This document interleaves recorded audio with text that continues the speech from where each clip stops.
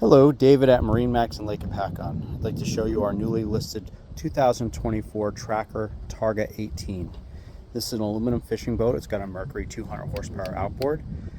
It's got a full mooring cover. Bimini top is one of the options that was ordered. Has the convertible seats in the back. Has two additional captain's jump seats right there that can be mounted anywhere on the boat. Of course, king and queen seat right here. On the rear seat, if we flip this forward, there's a large live well in here. He has life jackets stored in there right now.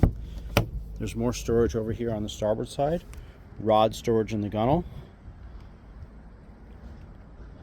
Up here on the helm, we have our Lowrance fish finder, instrumentation, switches, tons of storage underneath. 3 glove boxes you can see in the pictures. As we move forward, it's got the bow cushions, the Minn Kota power drive trolling motor, foot pedals stored in there, accessory lighting, flip up cleats. This boat is fully loaded and a brand new boat at a used boat price. Come on down to MarineMax Lake Hopatcong. I'll show you the rest of the boat. Thank you.